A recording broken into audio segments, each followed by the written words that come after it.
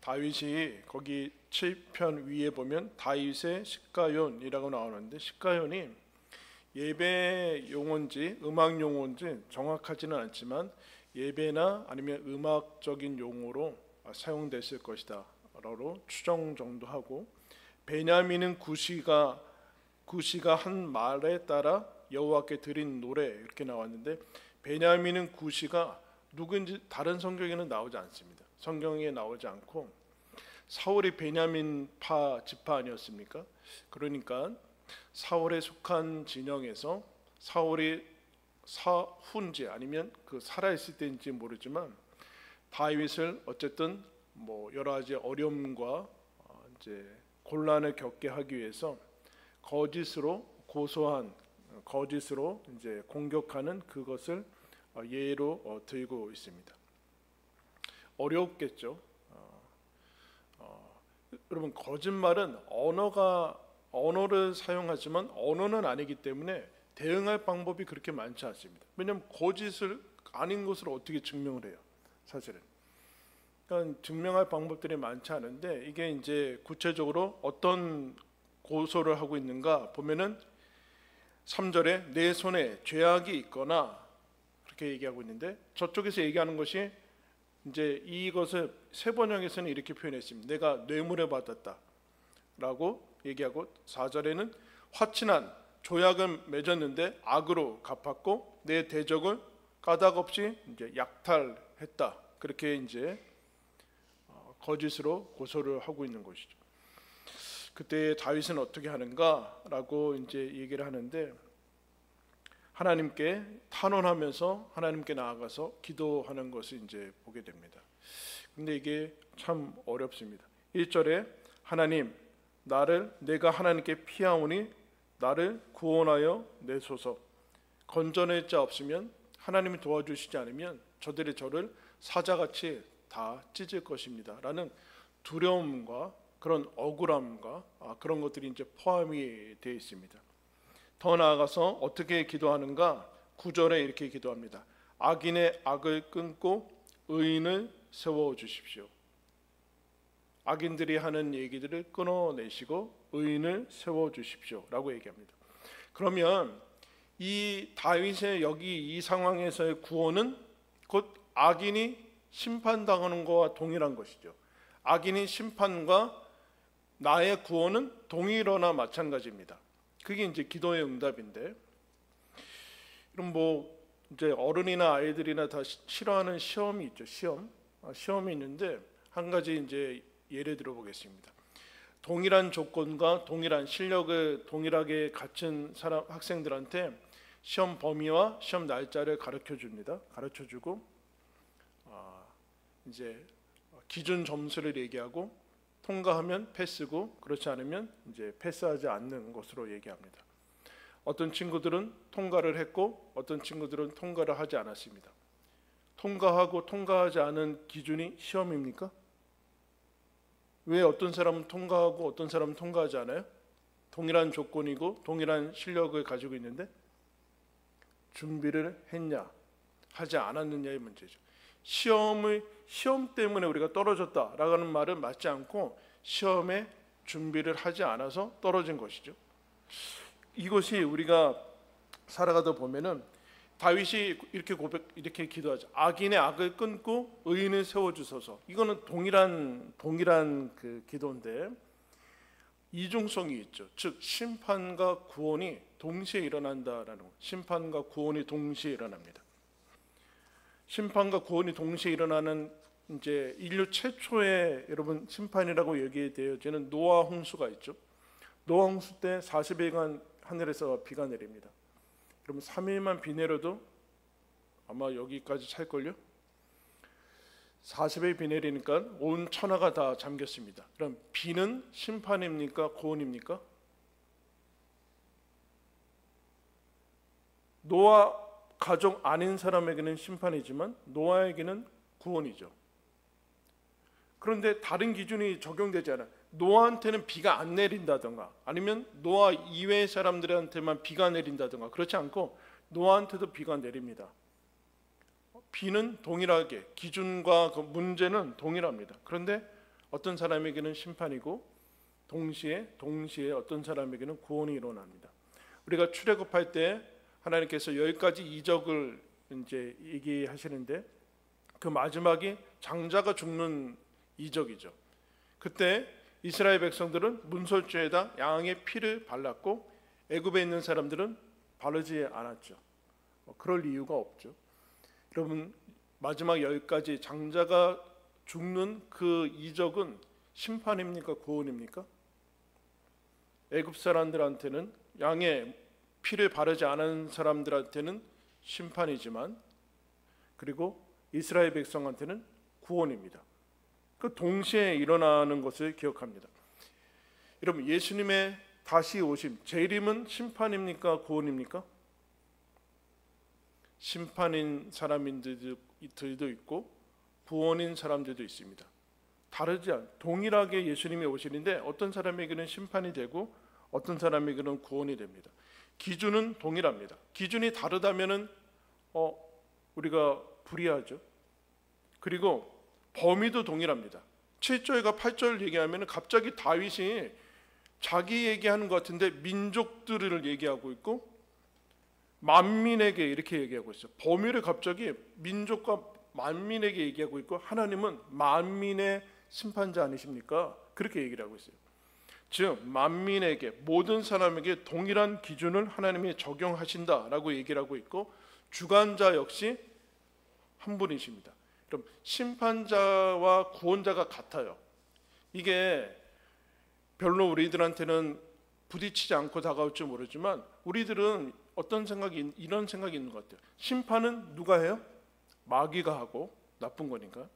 심판은 마귀가 하고 구원은 하나님이 주는 것처럼 착한 어떤 영, 나쁜 영이 있다고 생각하는데 그렇지 않고 심판도 하나님이 하고 구원도 하나님이 합니다. 여기서 현대의 어떤 신학자들은 심판하시는 하나님이 나쁘다고 해서 제거하고 사랑으로만 강조하는데, 그거는 아직도 본인이 뭘 가해를 받지를 않아서 그래요. 피해자는 절대로 그럴 수가 없어요, 여러분. 심판하시는 하나님이 없다? 엄청난 피해를 받은 사람들은 이런 하나님은 믿을 수 없어요. 그런데 그런 소리를 하고 있죠. 하나님은 그러면 구원자와 심판자이신 하나님인데 구원자로 만날 것인가 심판자로 만날 것인가의 문제예요. 그런데 지금 다윗은 구원자로 얘기하고, 하나님 저를 구원해 주십시오 하면서 저 원수들은 심판해 주십시오 라고 그럼 기도를 하고 있습니다. 이게 가능할 것인가 라는 생각이 들어요. 그러면서 이렇게 표현했습니다. 하나님은 어떤 식으로 표현했는가? 11절에 하나님은 의로우신 재판장이시며 매일 분노하시는 하나님이로다. 하나님이 같이 살기 힘들겠는데 매일 화를 내면 어떻게 하는 거예요?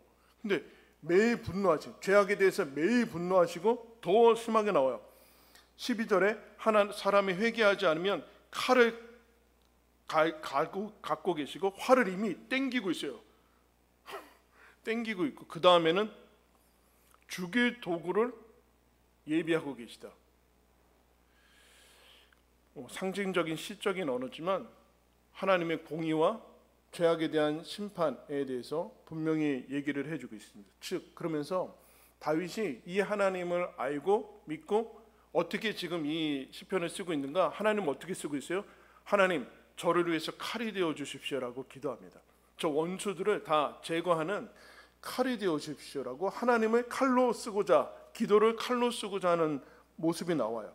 그런데 이렇게 해도 되나? 라는 생각이 들죠. 왜냐하면 아까도 얘기했지만 비는 다 내려요. 노아 홍수 때. 재앙은 출애굽 전역에서 애굽 전역이 지나간다니까요. 이스라엘만 빼놓고 지나가는 게 아니에요. 그리고 칼을 달라고 하면은 자기한테도 칼이 온다는 얘기죠.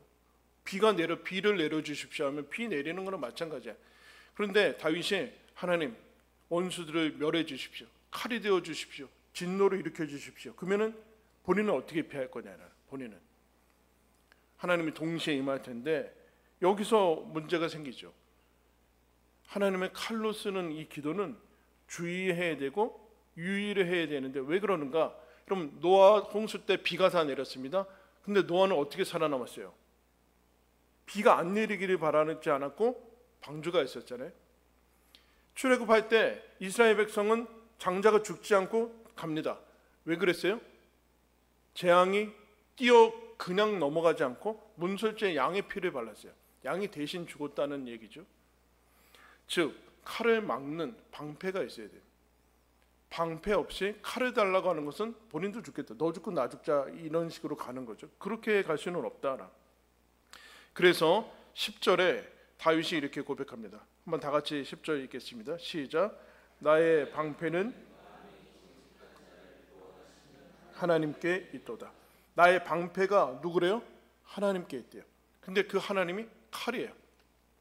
칼은 공격이고 심판일 수 있고, 방패는 구원일 수 있고, 그리고 방어일 수 있습니다. 공격과 방어, 그리고 심판과 이 구원이 동시에 있는데 이게 다 하나님에게 있어요. 그런데 그가 어떻게 하나님 칼이 되어 주십시오라고 기도하는가라고 하면은 하나님한테 본인이 하나님이 내 방패라고 얘기를 해주고 있습니다. 지금 거짓 고소로 어려움에 그들이 와서 사자같이 자기를 다 찢고 죽이려고 하는 그런 상황에서 다윗이 어떻게 하나님 앞에 나아가서 기도하고 또 어떤 것을 믿어야 되는가, 이런 어려운 상황, 세상의 거짓과 속임수와 그런 술수와 그런 상황 속에서 살아가야 되는 우리가 믿어야 되는 것이 무엇인가? 그가 이렇게 얘기해요. 아까 11절부터 13절까지 이거는 그냥 상징적인 얘기가 아니라 이런 상황에서는 믿을 것이 하나님께서 반드시 심판하신다라는 것을 믿어야 됩니다. 그렇지 않고서는 그 다음에 이어지는 용서나 아니면 이 상황들에 대해서 벗어나지는 못해요. 이런 상황을 용인해주고 있는 하나님을 어떻게 믿을 수 있어요, 여러분? 가만히 계시고 침묵하시고 이것들이 그냥 진행되는 것을 보시는 하나님을 어떻게 믿을 수 있어요, 여러분? 이건 우리가 그 정도의 심각한 상황에 처하지 않아서 그런 것이지, 시중에 보면 연쇄살인 범죄, 가족이 한 사람에 의해서 다 망가지고 그런 것들을 경험한 사람들이 이런 하나님이 없는, 하나님이 공의가 없는 하나님을 믿는다? 불가능한 얘기죠. 그런데 성경에서 분명히 얘기를 해줍니다. 이럴 때 하나님이 우리들한테 믿어야 되는 가장 위로는 무엇인가? 하나님이 심판하시는구나. 그게 가장 큰 위로로 다가갈 수밖에 없어요. 세상이 이기는 것 같고 원수들이 득세해서 자기를 거짓으로 해서 죽이려고 하는 그 상황에서 하나님이 의와 심판은 살아있다. 이것이 위로고 이것이 견딜 수 있는 이유가 된다라고 얘기를 해주고 있습니다. 그래서 사도 바울이 이제 감옥의 신세, 이제 죄수 신세로 로마까지 이제 쭉쭉 가다가 벨리스 총독, 로마 총독의 벨리스 총독이라는 사람이 나오는데 그가 아무리 찾아도 죄가 없는 거예요. 이 유대인들이 자기들이 거짓으로 고소해서 유대인들한테 얽힌 거지 사도 바울한테는 특별한 죄가 없어서 풀어주려고 하는데 가이사 로마까지 가겠다고 하니까 풀어줄 수 없어서 조용히 불러가지고 네가 얘기하려는 게 뭐냐, 사실은 뇌물 받으려고 한 건데 바울이 벨릭스 총독 앞에 이렇게 기독교를 세 마디로 선언합니다. 의와 절제와 장차 올 심판에 대해서 제가 얘기를 하고 있습니다. 의, 절제, 그리고 심판. 그리고 우리는 은혜, 사랑 이렇게 나와야 되지 않아요? 그런데 그 로마 총독 앞에 의가 있고 의가 필요하고 절제, 하나님 다 사랑하는 거 아니에요? 근데 성령의 열매 중에 절제가 있는 것이죠. 그 다음에 다가올 심판이라고 얘기를 하고 있어요. 이 심판을 믿고 살지 않으면 사실은 그 다음으로 넘어갈 수 없다라는 얘기를 지금 해주고 있어요. 심판은 방주 얘기로 들어갑시다. 그럼 방주 100년 정도 이제 노아가 방주 짓느냐고 그 주변에서 뭐라고 그랬을까요? 미쳤다. 빨리 갔어야 되는데 저 딸린 가족은 무슨 고생이냐, 그렇게 했죠. 그런데도 비가 내릴 것을 믿고 이제 더 신기한 건 나중에 설교하겠지만 여러분 방주로 들어간 다음에 문 닫거든요. 하나님 닫아요. 그 다음에 며칠 있다가 비 내린 줄 아세요? 7일이나 있다 내려요. 무슨 생각을 했을까요? 비 안 오잖아 아빠. 이게 무슨 짓 한 거야? 그리고 안 들어간 사람들은 저 봐라 무슨 비가 오냐. 일주일이나 기다려요. 일주일. 어린 양의 피를 바르고 좀 무슨 뭐 하는 거지? 미신같이 저 뭐 하는 짓이냐? 무슨 생각을 했을까? 어리석고 한심해 보이고. 이런 세상 사람들이 예수 믿고 구원은 얻고 무슨 천국 가고 부활과 영생을 얻는다? 이게 얼마나 허황된 얘기야. 2000년 전에 이 땅에 온 한 청년이 십자가에서 죽었는데 그거를 믿는 게 차라리 왕자를 믿던가. 그렇게 돼야 되는 거 아니에요? 그런데 처음에 뭘 믿는가? 심판자로 만나야 된다. 그러면서 12절에 보니까 하나님이 이런 얘기합니다. 사람이 회개하지 아니하면 그가 그의 칼을 가지고 계시다. 한 가지 초점이 하나 희망이 보이죠? 회개하면 칼로 만나지 않는다는 얘기예요. 회개하지 않으면 칼로 만난다는 건데 그러면 회개란 무엇인가? 회개란 무엇인가? 지금 여기서 우리가 살아있을 때 하나님의 심판을 받아들이는 거예요. 하나님의 심판을 받아들이려면 어떻게 되죠? 자기 죄를 인정해야 돼요. 제가 죄인입니다. 하나님의 심판을 받아들입니다. 심판을 받아들이면 죽을 것 같아서 피해 다녔는데 그 심판을 피할 수 없음을 알고 그 심판을 받아들일 때 하나님은 여기서 이 땅에서 심판자로 만나야지만 나중에 이 땅을 떠나서 구원자로 만납니다. 여기서 하나님 안 만나고 바로 하나님 만나면 심판이 됩니다. 그게 회개예요. 그게 8절에 여호와께서 만민에게 심판을 행하시오니 여러분 예외는 없어요. 모든 사람에게 동일한 것인데 여호와여 나의 의와 나의 성실함을 따라 나를 심판하소서. 여러분 이럴 수 있을까요? 자기가 얼마나 무흠하다고 하나님 앞에 서서 내 의에 따라서 하나님 심판해 주십시오. 이 사안에 대해서는 얘기할 수 있어요. 이 거짓 고소를 당한 이 사안에 대해서는 얘기할 수 있지만 인생 전체를 보고 하나님이 나의 의로움을 보고 판단하십시오라고 했을 때 살아있을 사람이 어딨냐? 살아있을 사람이 어딨냐? 그러면 그 얘기죠. 내 의와 하나님이 요구하시는 의 사이의 차이를 어떻게 극복할 것인가? 하나님은 의를 요구하시는데 그래서 이런 어려움들, 세상을 살아나가는 동일한 어려움을 겪고 있는 신자들이 기억해야 될 것은 하나님의 심판은 반드시 있다를 기억해야 돼요. 반드시 있다. 반드시 있다.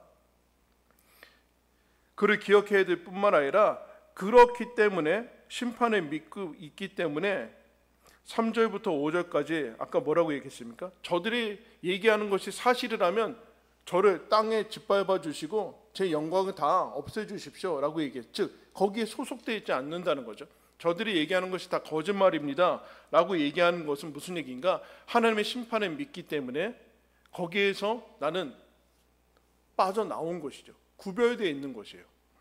이런 비가 온다고 믿으니까 방주를 만드는 거죠. 심판이 있다고 생각하니까 믿으니까 문설주에 양의 피를 바르는 거 아니에요. 심판이 없는데 뭐하러 예수를 믿어요? 여러분, 심판이 없는데 뭐하러 예수 믿냐고요? 그냥 플러스 알파? 이건 아니에요, 여러분. 그거는 뭔가 오해하고 있는 거예요. 즉, 그러면 예수 안 믿어도 플러스 알파면 없지 동일하다는 거 아니에요? 그런 것으로는 세상에 이겨나갈 수 없어요. 예수 믿고 복 받는 게 아니에요. 예수 믿고 구원을 얻는 거지. 복 받는다고 하는 종교들은 많아요. 그런데 그것이 아니다. 그것이 아니다. 최후 심판을 믿고 있기 때문에 나는 저들이 얘기하는 것에서 빠져나왔다는 얘기야. 이게 심판이 주는 신자의 유익인데, 그래서 요한 사도가 이런 얘기를 합니다. 우리가 지금 하나님의 자녀다. 그러나 장차 어떻게 될지는 아직 모른다. 나타나지 않았다. 그러므로 우리가 아는 것은 우리가 예수님과 같이 될 줄을 안다. 그러므로 주를 향하여 이 소망을 가진 자마다 그의 깨끗하심과 같이 자기를 깨끗하게 하느니라. 그런 얘기를 하고 있어요. 그래서 17절에 갑자기 분위기가 바뀌어서 마지막에 하나의 결론을 내리는데 내가 여호와께 하나님의 의를 따라 감사하며 그렇게 얘기를. 그리고 하나님이 의가 있어야 되는데 의가 어떤 의인가? 우리 의. 그러니까 하나님의 의가 우리한테 다가올 때 어떻게 다가오는가? 칼로 다가오죠. 하나님 앞에 설 수 있는 사람은 없어요. 그런데 그거를 어떻게 하나님이 우리들한테 방패를 주시는가? 하나님이 마련하신 하나님의 의를 가지고 하나님의 의 앞에 서야 돼요.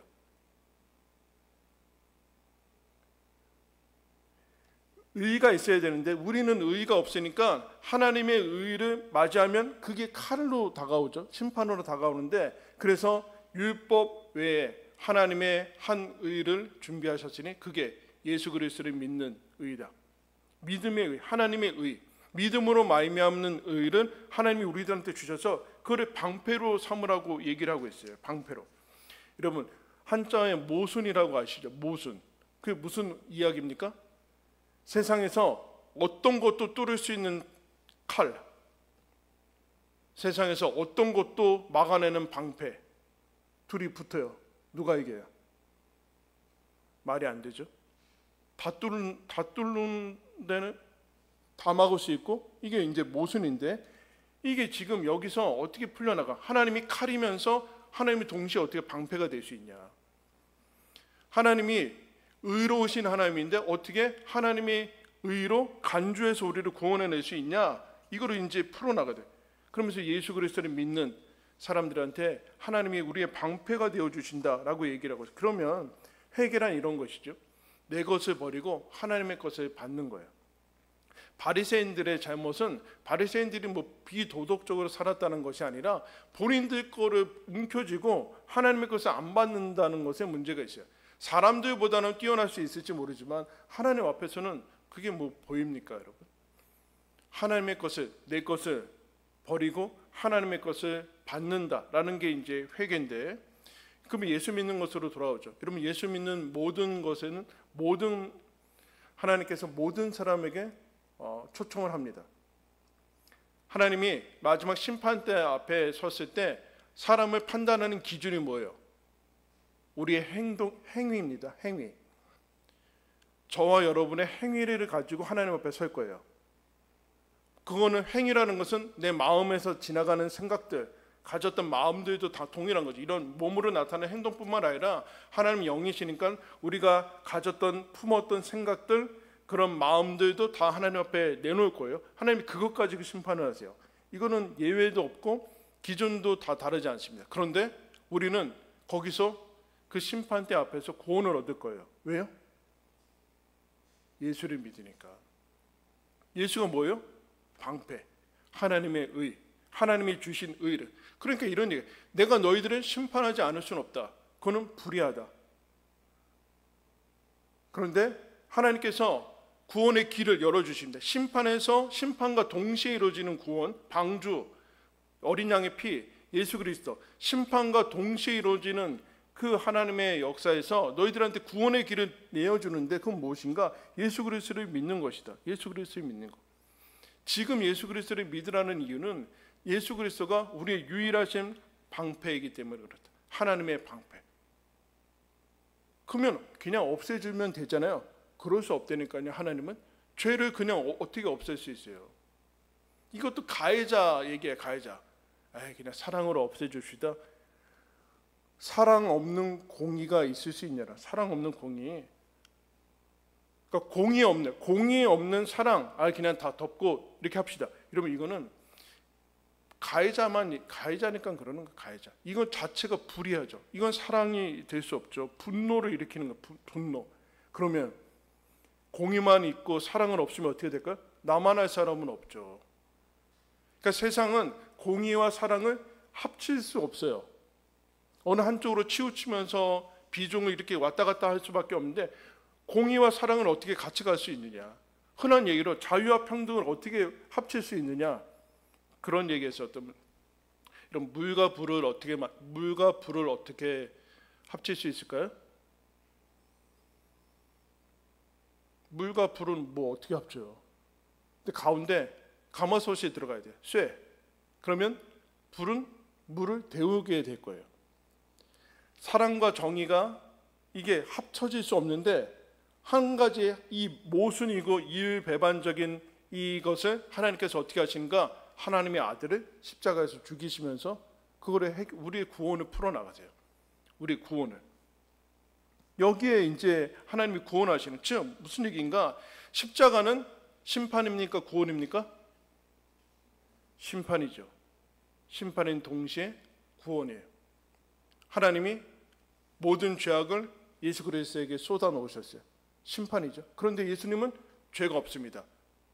대속이 일어나죠. 그래서 죄가 있어서 심판받은 거라면 아무 일도 일어나지 않는데 하나님의 아들이기 때문에 점과 흠과 죄가 없기 때문에 거기서 죄가 심판이 정당화되지 않죠. 그럼 다른 사람 위한 대속이 일어납니다. 그럼 부활 역시 하나님이 심판을 확증한 것입니다. 부활은 즉 사람들, 십자가에서 죽인 사람들이 있을 거 아니에요. 그 당시에 죽였어요. 근데 하나님이 살려내셨죠. 무슨 뜻일까요? 죽인 사람들이 잘못됐다는 뜻입니다. 정죄를 확정하는 것이 부활이고 동시에 하나님의 의롭다 하심을 확정하는 것이 부활입니다. 부활. 그러니까 십자가와 부활은 심판인 동시에 구원이죠. 구원. 뭐 이렇게 헷갈리게 그렇게 어렵지 않습니다.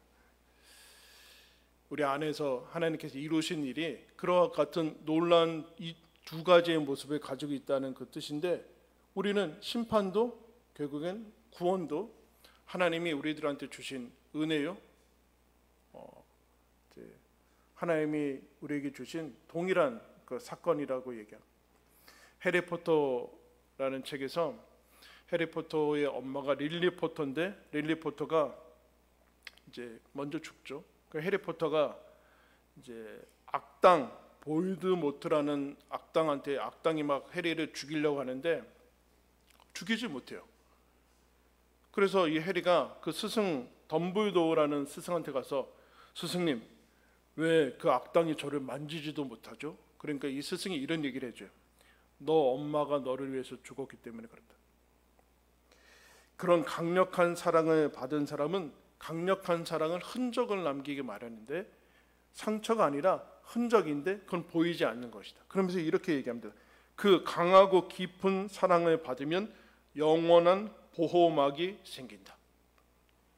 문학에서도 이런 엄청난 영원하고 깊은 사랑, 강력한 사랑을 받으면 보호막이 생긴대요. 예수 그리스도와 하나님께서 쏟아놓으신 그것은 세상을 심판하려고 하시는 것이 아니라 죄를 심판하는데 구원의 길을 열어놓으시죠. 십자가로만. 그러면 우리에게 영원한 방패가 생긴다. 딱 그렇게 얘기를 하고 있습니다. 그래서 시편 85편 11절에 인애와 진리가 같이 만나고 의와 화평이 서로 입맞춘다. 여러분, 사랑과 진리가 어떻게 만날 수 있습니까? 그리고 의와 화평이 어떻게 만날 수 있습니까? 공이 들어들면 여러분 분열과 싸움과 전쟁밖에 일어나지 않는데 의와 화평이 같이 나간대요. 어디서 입맞춘대요? 하나님 안에서 이것이 가능하다. 그런 얘기를 합니다. 이것을 믿고 다윗이 이것을 믿고 이 어려움들을 극복해 하나님이 이것들을 심판하고 계시다. 보고 계시다. 알고 계시다. 그런 말미암아 나는 그것을 믿기 때문에 거기에서 구별되어 있다. 그러면 이것 가지고는 안 돼요. 이것 가지고는 우리가 긴 시간, 이 긴 인생을 버틸 수가 없어요. 그럼 계속 억울하고 계속 참고 계속 못 본 척하고 그렇게 살라는 얘기인가? 그 얘기가 아니라 그 다음에 14절에 7장 14절에 7편 14절에 갑자기 이런 얘기를 합니다.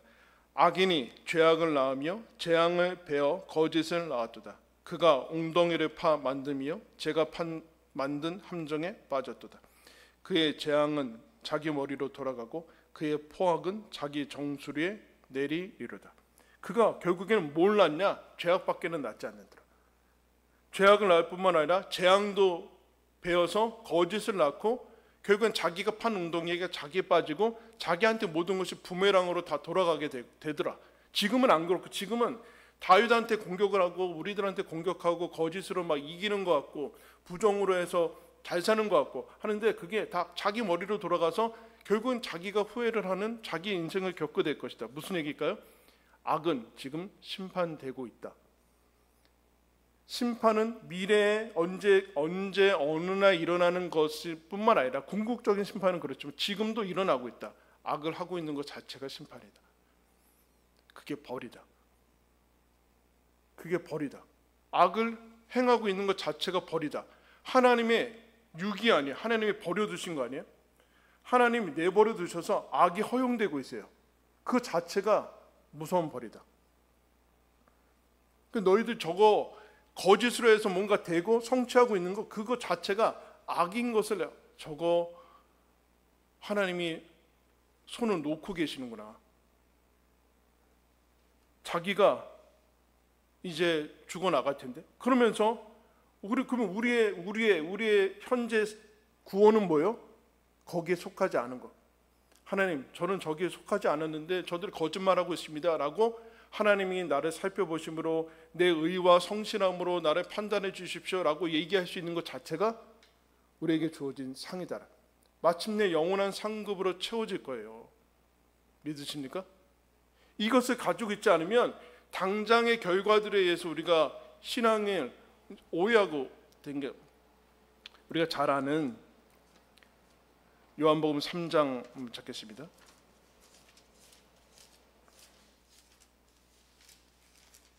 요한복음 3장 16절.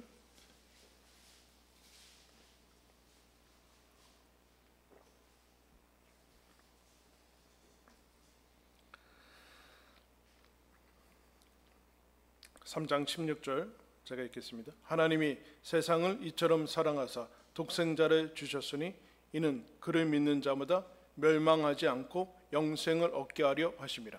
여러분, 멸망이 뭐하러 들어갔을까요? 멸망 안 들어가도 되잖아요. 멸망하지 않고 하나님이 칼로 다 같이 올 것이다. 근데 하나님은 칼이 되기 쉽지 않고 방패를 보내줄 것이다. 방패를 가지면 너희들이 거기서 다 벗어날 것이다. 그런데 하나님이 그 아들을 세상에 보내신 것은 세상을 뭐래요? 심판하려 하심이 아니요. 즉 예수님은 칼로 오지 않았다는 얘기예요. 칼로 오지 않았다. 칼 가지고 메시아 로마 니네들 다 죽어 그래서 그렇게 오죠. 십자가로 구원 그로 말미암아 세상이 구원을 받게 하려 하심이라. 그를 믿는 자는 심판을 받지 아니하는 것이요 믿지 아니하는 자는 하나님의 독생자의 이름이 믿지 아니함으로 뭐요? 벌써 심판을 받은 것이라. 방패가 필요 없다는 거예요. 그 정죄가 지금 현재 이 심판의 현재성이 무엇인가? 그 정죄는 이것이니 곧 빛이 세상에 왔을 때 사람들이 자기 행위가 악함으로 빛보다 어둠을 더 사랑한 것이라. 여러분, 하나님을 받아들이지 않고 살아가는 그 심판의 현재의 모습은 뭘까요? 하나님이 싫은 거예요.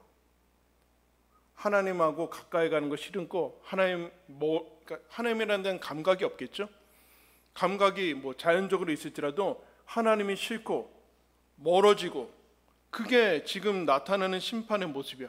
하나님을 싫어하고 멀리하고 믿지 않는 거는 결국엔 멀리하는 거나 마찬가지죠. 그에 비해서 너희들이 예수 그리스도를 받아들이면서 하나님의 심판을 지금 여기서 받아들이고 구원과 심판을 동시에 받아들인 다음에 그 다음에 십자가를 볼 때마다 내 죄악들이 생각나는 것과 동시에 하나님이 쏟으신 사랑도 동시에 거기에 동시에 있기 때문에 하나님 앞에 가까이 나아가는 것이죠. 우리는 연약하고 우리는 범죄하고 늘 실패하지만 다시 하나님 앞에 나아가는 거예요. 하나님이 칼뿐만 아니라 방패이기 때문에 그 안에 나아가는 거예요. 그래서 신자의 가장 큰 복이 무엇입니까? 하나님을 가까이 하는 거예요.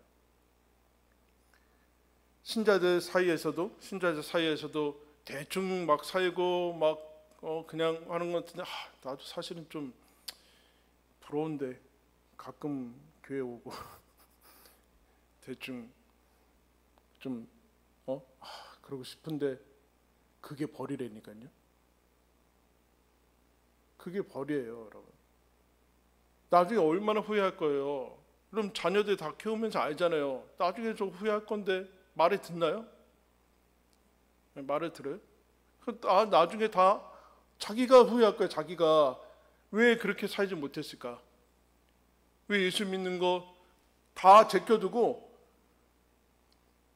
하나님 안 믿는 사람들과 동일한 삶을 왜 살았을까?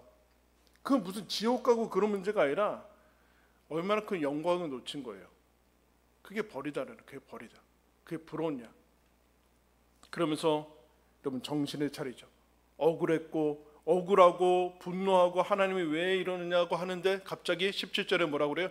하나님의 의에 따라 감사하고 지존하신 여호와를 찬양하리다. 감사와 찬양으로 확 바뀌어요. 다윗이. 왜 그랬을까요? 심판하신 하나님. 거기에서 나도 심판받아야 되는데 나에게 구원의 길을 알려주신 하나님. 나의 친히 방패가 되어주신 하나님. 지금도 내 의를 가지고 설 수 없는데 하나님의 의를 주셔서 설 수 있게 하신 하나님. 그럼 말미암아 하나님이 심판하시는 이들을 알게 되어서 거기에서 어떻게 해서든 구별되어서 살게 하시는 그 상을 받게 하신 것을 감사하고 찬양합니다. 여러분 다윗의 세상의 목적은 뭘까요? 이 시선을 흐트러뜨리는 거죠.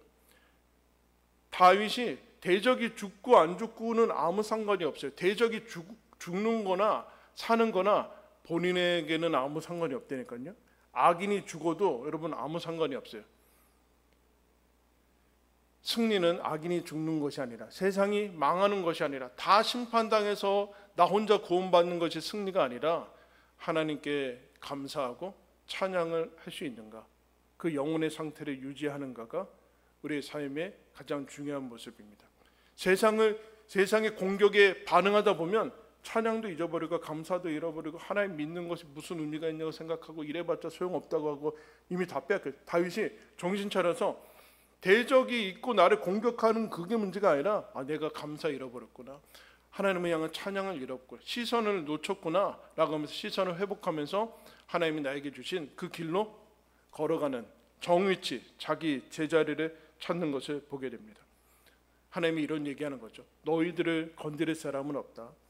로마서 8장에 이렇게 얘기하죠. 두 개나 그 로마서 8장의 위대한 선언에서 누가 너희를 고발할 것이냐, 누가 너희를 정죄할 것이냐, 이 동일한 얘기가 나요.